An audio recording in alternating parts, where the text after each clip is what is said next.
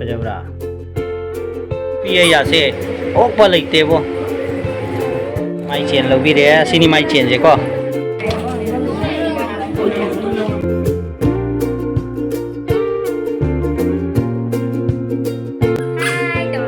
ngao đây trồng ra cho tôi những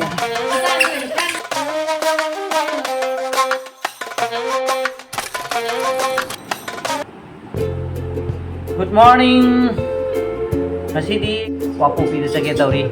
Ay nupi jontrona na ay pura chali ni. Nupi si mapam nila yung mga di yapka kada ba. Kaya nupi ki mapam lai chan baje. Nupi na hai baje ina lagi. Nupi chat lai. Hagi yung kaya may mapam ki lai puja he yam jeng ning mare moy wapu pi se yam nungai ay na. Ay de suno nungai de. Moy de mangon de yam thi na nungai ja ba. Hiji akhoi chatke tauri ichanu paga aiga akhoi humse ichanu bidi mal chala roi ai akhoi humse chatoi ni haudi dress tauri akhoi aji kari chitu na khanom de tauri hawan ajamre onse project ke tai ni jani ni kita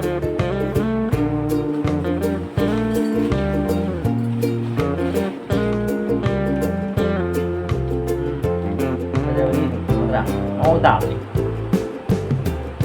ngô tảo luôn ai ai thật sự không thế giờ này mình nhìn thấy mình nhìn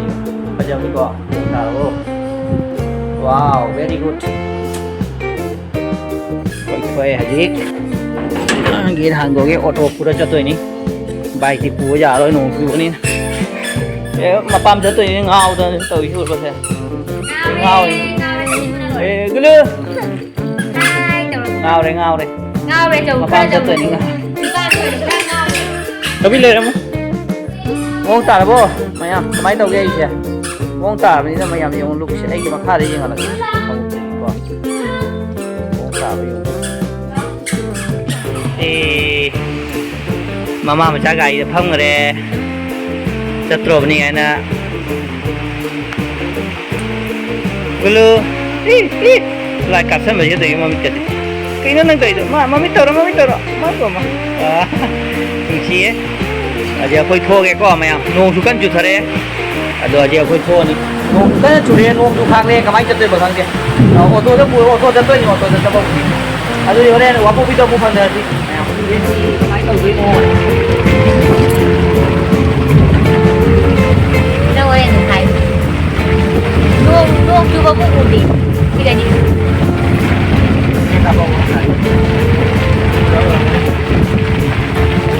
nông nhầm cái chủ đề nông chú ấy nó có phụ gia thế kẻ nó aiด้วยmày bây giờ tôi đều gì nó đi làm tôi đây baru ali change ada nông chứ nhầm cái chui quá nhầm ngoài kia bộ mà gì kẻ ngoài cái gì mà thế mà nhầm gì kia nông gì giờ nông chui chứ chỉ nói đúng như anh kìa nông chú đi सुनाई बाजार की पूजा हम meme तो लेती है ये मुझे भैया मीम तो लेती है पूजा मी लेती है कोई अजी वापो पी जो रहे तो पूजा से अजी करना आरती तो रवि से मैं हम जिम से मोय मन दो से डाइनिंग दनी लाई के होय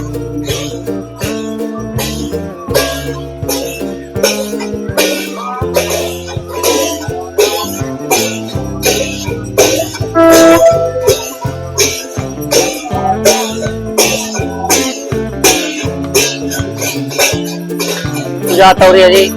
जब फजना पूजा तौरा मैं मोगी से जम नुआई फजना नुआई रे तो नोम सिना किदन चुबगी को मोय मफम से खरा गंजाते तो रे अते दी ओवरऑल पूरा ठीक ठाक नि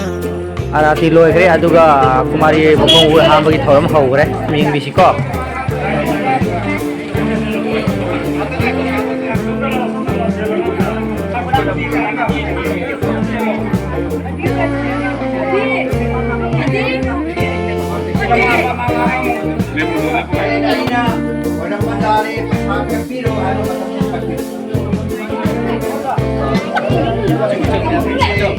अखोई कृष्णपुर की पूजा दुर्गा पूजा दीको अखोई कुमारी गसे पतित दुप पतित थाबजे अरोबदा मुत्पीदुन लाइ दोंगिनी का हाय अदो खंगे मोगी वापोपी दे सिदि तौते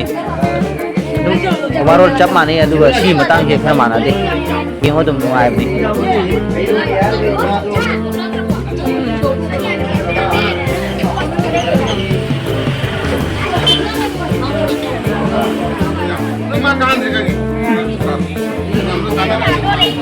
Julian warna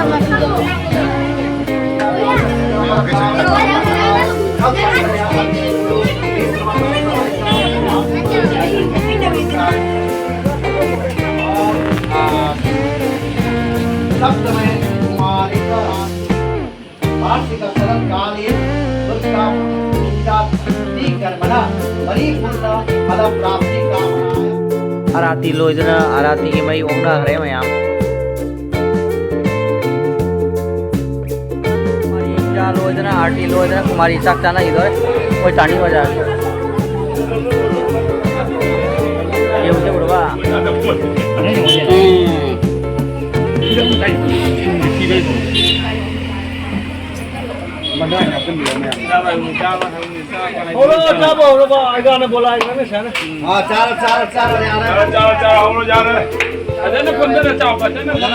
नोंपोरम दा लाइसिना चिंगनो लगा ने लाकपा असिना चांगनो लगा चंगबम अदे असरोम नाकन दे लाइसिना सुनाइरोम दे लागा निंग बाजार की पॉइंट दनी मोगी दुर्गा पूजा लालिसे अखोई दी एनकली अखोई इने बोगे मा आ उसोप चारा लाए बाबा तो ये चान पास जुम चलो से आइ गले ते चसी चसी चसी चसी पा चसी चसी कोई थोनी आग लेगा आया कोई सिगा कोई उसोप चाजा रो ये जुम दा ओय चाव रगे दुकान दे को पुलाव गुम के गुम चसल ओय अजी बाबू भी दे हल्ले में आप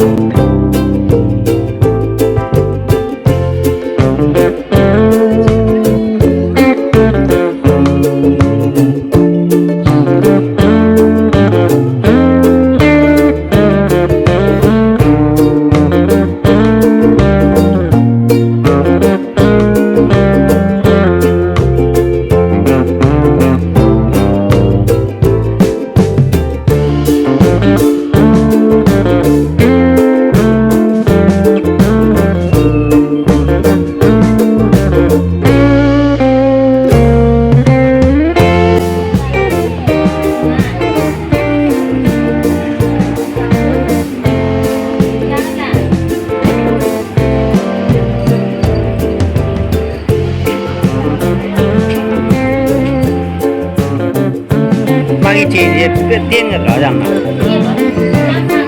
कोई पार्टी की चीन में शाम लोग भी के तो नाई बाजार से ना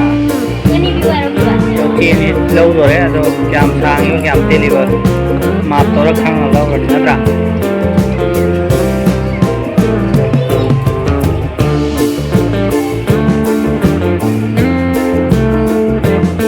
कोई जिस नाई बाजार ने कहा चंगे मांगी चीन लोग जाए ना कोई तो पाल का फॉर्म प्रकार ये ना आपस में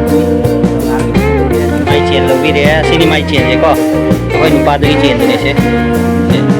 ना और लाई कलर चेन का नहीं मानो चेन नुपी है जो लाई बबल लाई दे हम कहीं नों मन लाई रहे हो तो यूँ बस है नुपी है या से ओ पल इतने वो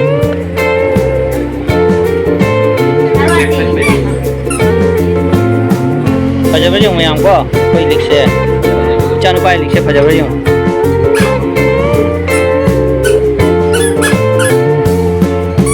कहीं हम लोग भी ना लोग वो ये लोग दे नंग ये वो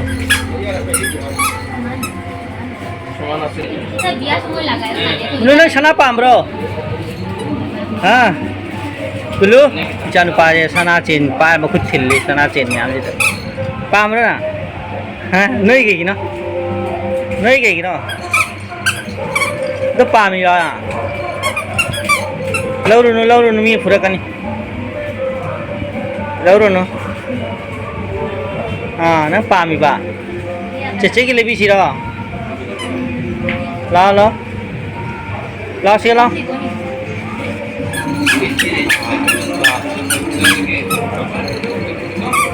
มาเสร็จเลยนะ si chen sini mai gi lo bi lupa gi chen fajabra se fajabra yung lo ประมาณไหน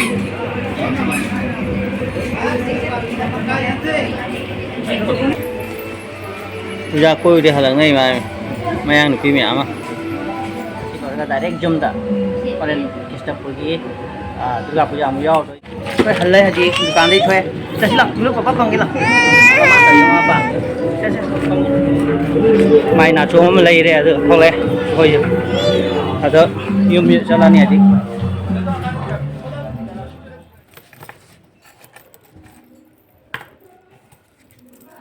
mai sunai bazaar ding si le pon na chom do ni se se phajaw ni se yum yum ko ma le rak pa do ni masai wai bazaar changu do le rak pa do mai bazaar de le rak pa sana do ni se phajaw ni sum ong ta ni ai nu pi se yam pot khan ma yam hei ba mas se phajaw ra akhoi yum jau jare hojik halak pa dari nong am ta churak te aduga chaki bidi nong jam chui aduna kitang nuai te ado halak badi jam thina nuai re overall ekdom first class ho de ado wapo bi de program ni jam kana nuai ram de ado nong chu baduna ko dum nusa saraga jam thina nuai je nuai ga ni ado jam kan nuai tre ado koi hale yang na hala ko sunai bazar de sun hak chang re ado wapo bi bazar de ko akoi gi hangam akoi hangam chara hingyang chana bagi asi le re mapun mari manga ka le mapun ama ani ahum mari manga mapun manga le re de pong hawai mapun amga de beri kg ama ga le re ade akoi ni bo na ko puja pham de gi asi gi hairuk cha pe ate di kaim hapak tre ado mayang asi gi video se mayam je biro aduga nuai te comment to bira mo ado like share mo sum comment to bi ka wono subscribe to bi ka wono ngasi ko ina video na mata asita loisan jarge mathagi video da munara si ko mayam good night